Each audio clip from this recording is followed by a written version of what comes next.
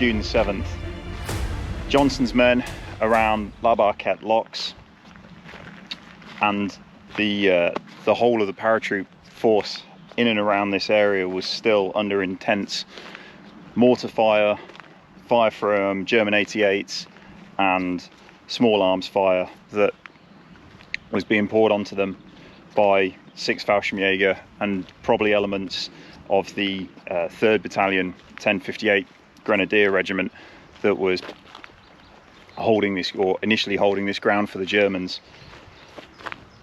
So as Johnson's men had been fighting pretty solidly since the early hours of June 6th, they were now starting to run low on ammunition, and Johnson was acutely aware of this. There was an attempted resupply by air, but it landed in the marshes, and it wouldn't have been much use anyway, given the amount of men that was in this area and the amount of ammunition that they would be going through with their M1 Garands, their 30 cals, carbines and Thompsons. They would need a plentiful resupply, and it just wasn't available. Now at about 3 p.m.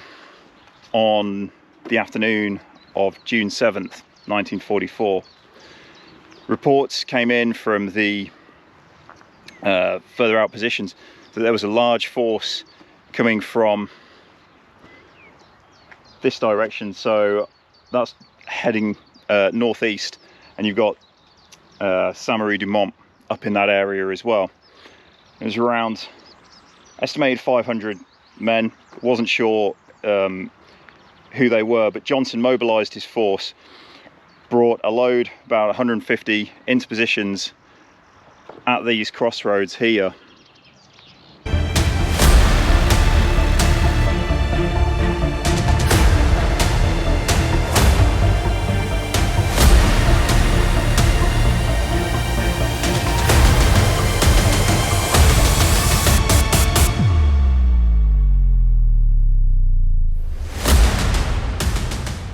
He also deployed a number of his 30 cal machine gun teams,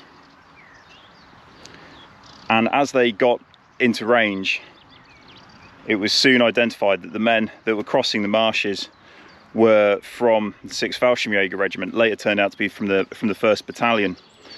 And the firefight that ensued here would later become known as Hell's Corner, or this area would become known as Hell's Corner, because of the sheer destruction of the 1st Battalion 6th Fallschirmjäger that was wrought upon it by Johnson's men.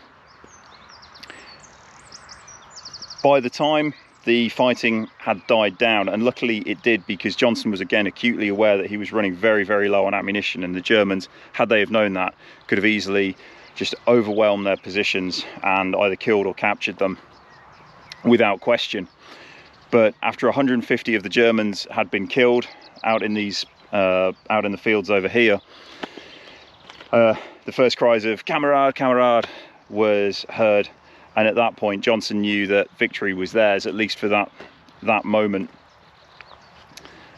And upon taking them prisoner, there was about 375 members left of the 1st Battalion, which was a huge coup for Johnson's men, putting a serious dent in the Germans' ability to continue with their defensive operations in this area, and especially as it came later on to the Battle of Carentan and the link up with the forces from Omaha Beach. The Germans were just no longer in a position to do so, and the actions that happened here would definitely have contributed in a big way to that. So hopefully you've enjoyed the story of Hell's Corner, La Barquette Lock, as well as Johnson's landing site at Chateau Bellineau. So if you have, please don't forget to like, comment and subscribe. It's really appreciated, and I will see you in the next one.